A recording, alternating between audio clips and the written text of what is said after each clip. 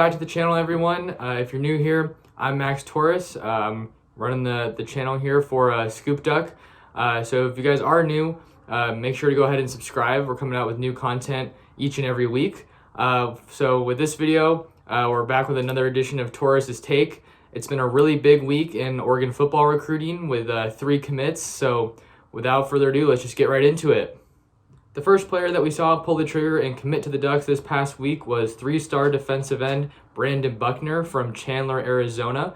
He, joins the Arizona movement that we've seen take such a big hold of this 2021 class. He chose the Ducks over 3 finalists. We had Washington State, Michigan State, and Arizona. They were all heavily involved with his recruitment leading up to this decision. I first talked to Brandon Buckner back in the fall or early winter, I believe. And from that first conversation, he was always super high on the Ducks. As for when he gets to Eugene, he will be playing boundary outside linebacker and rushing off the edge of the ball.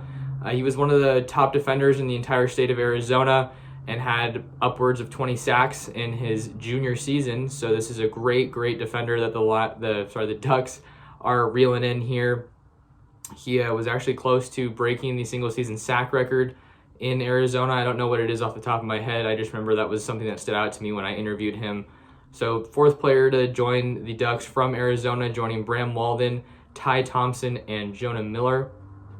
He's only a 3-star in the 247 Sports rankings. Even though they have him as a strong side defensive end, he is going to be playing linebacker like I mentioned. So maybe a lot of people aren't super excited about this commit, but he's got great hands and can play, with really low pad level. So I think this will be a great pickup for the Ducks, and he was the first one to get it started. The next player that we saw jump on board this past week was JUCO defensive back Darius Perkins from Mississippi Gulf Coast Community College. He's a bit bigger of a defensive back prospect, coming in at 6'2", 185 pounds. He had an extensive offer list heading up to his decision, holding more than 30 offers.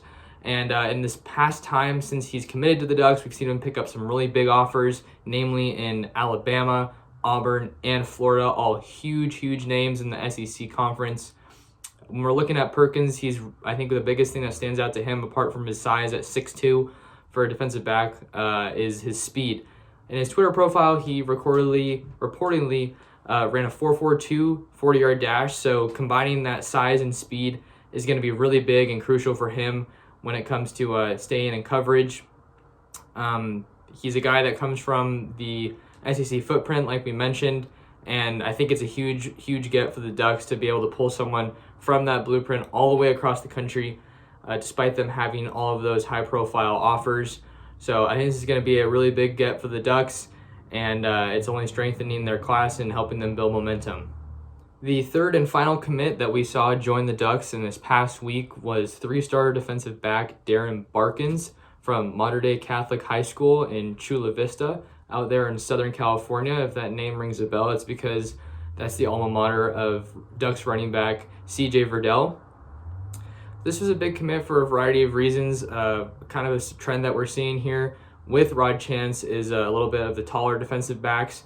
I think recently we've seen Oregon, kind of have some of the smaller guys like 5'10"-ish area. Not that that's super short. I'm about 6 foot myself, so nothing too crazy. But with Perkins, 6 foot, 170, he's got great length, really good coverage skills, and some awesome speed. Just very, he kind of glides when he moves. He's really smooth. Also really good at tracking the ball. So we saw Perkins commit to the Ducks over a lot of big time schools. Just some of those were Oklahoma, Louisville, Washington, and Utah. Washington wasn't great last year, but Utah is incredibly consistent, and they're always good at developing defensive backs. And the same goes for Washington. So I think it says a lot that Oregon was able to reel him in. If you guys have read the boards and all the articles, J-Hop's pretty excited about Perkins, and I think he even went as far as saying that he thinks he'll be a top 150 prospect when things are all said and done in the 2021 final rankings. So another big pickup, helps strengthen that Cali Flock SoCal pipeline to Oregon. Really can never go wrong there. So we'll see how he develops, and we're excited for him to get on campus and maybe maybe even enroll early. I think this is one of the guys I want to reach out to and kind of check in with him and see if he is going to end up taking that step and trying to get on campus as soon as possible. Moving on to other big storylines that we've seen over the past week in Oregon football recruiting. He was recently on the channel. 4-star wide receiver Xavier Worthy from Fresno, California. He recently dropped his top 6 schools, including Oregon, Georgia, Auburn, Alabama, LSU, and Michigan. In the time since that list came out, he has announced that he will be committing to his school of choice on on June 27th, later this month. And some relevant information to go along with that is that we've seen Oregon really surge in his crystal ball predictions over on 247 Sports. They now hold 100% of his predictions. And really, I think the Ducks are looking like the team to beat out here in this one. They're the only team out west to be included in his top 6 schools. So I think that definitely says something. It's really a common trend that we've seen with the Ducks, that they're, that one brand, that one school that really sticks out west. I got a good vibe from him when I was talking to him about Oregon. I'll make sure to link that video somewhere so you can go ahead and check out that interview if you missed it. So Ducks really surging here. They do have Kyron Ware-Hudson already committed at receiver, but Worthy has been one name that we've seen consistently linked with the Ducks.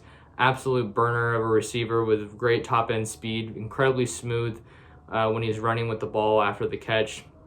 So I think he's definitely a guy that the Ducks would love to have on their team and that we could see joining the flock in a couple weeks here.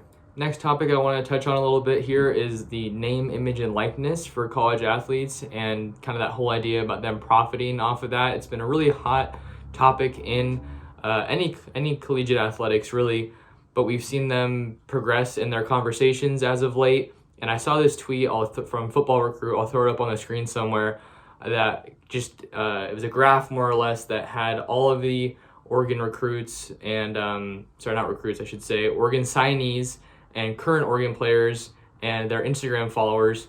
And we saw, I think it was Justin Flo, just absolutely blew everybody else out of the water. But I think it was kind of an interesting conversation starter with regards to Oregon and just how they're such a recognizable brand and how people know if they come to Oregon, they're going to get that exposure to, major companies, big name celebrities, just about anything that you want when it comes to exposure, you'll probably get at Oregon. So that was just kind of a cool topic, and it'll be interesting to see how that will play out once those rules do come into effect and players can start profiting on their likeness. I think it'll just make Oregon even more attractive than it already is. There's no saying that it's going to be completely positive because, there's ripple effects through all of college football, so there will be some negatives as well. But overall, I think just by seeing kind of what we've seen with Oregon in the past being a big brand, I think that they could benefit from this a little bit more than other teams across the country.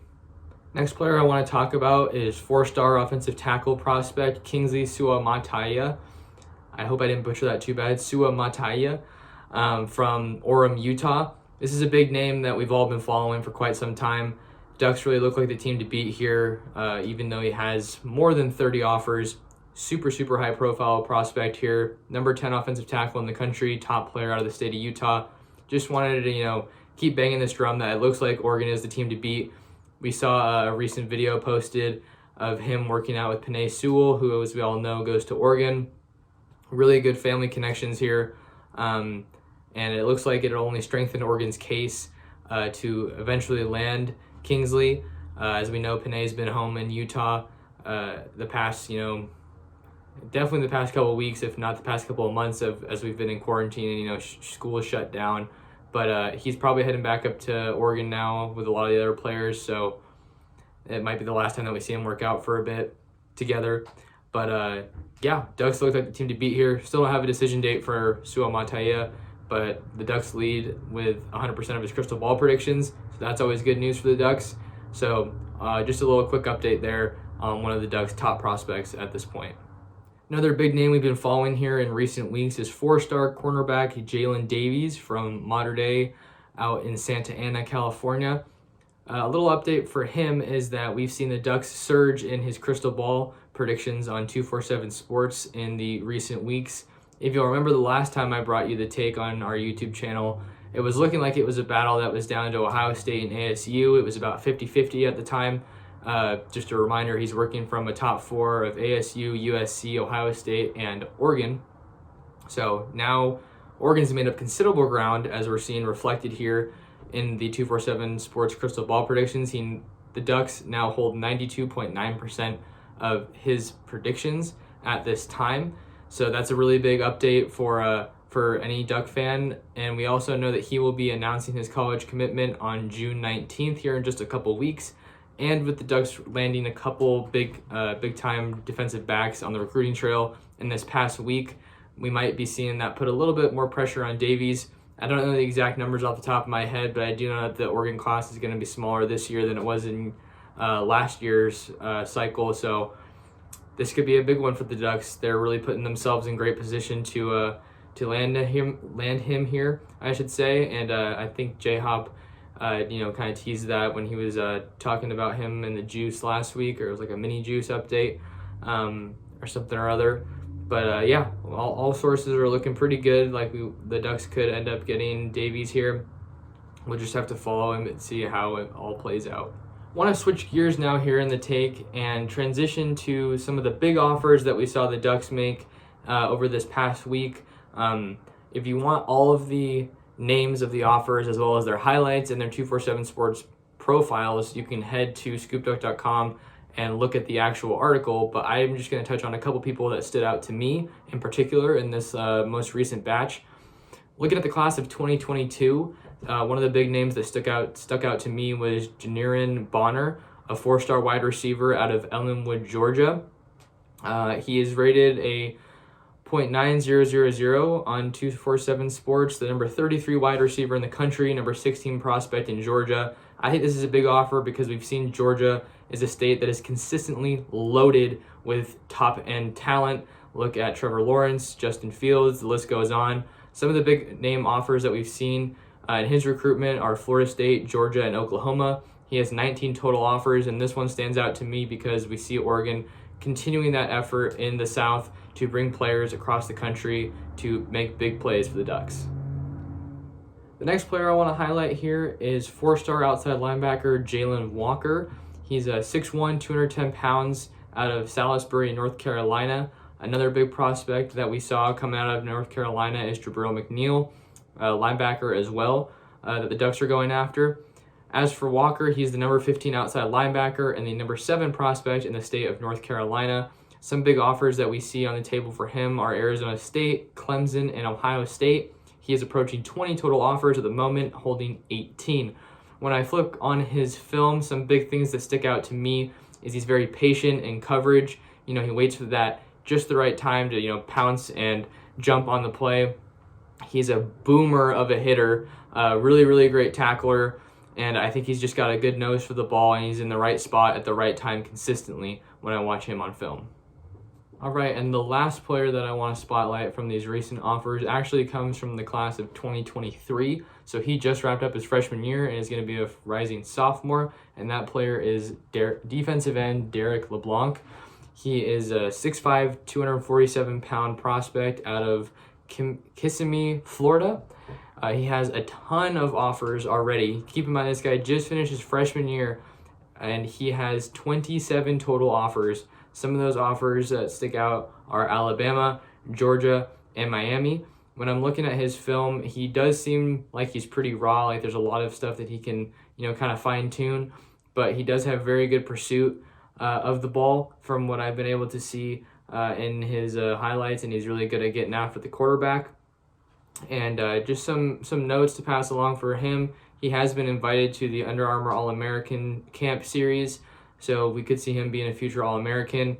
And we've also seen him invited to the Elite Underclassmen Showcase.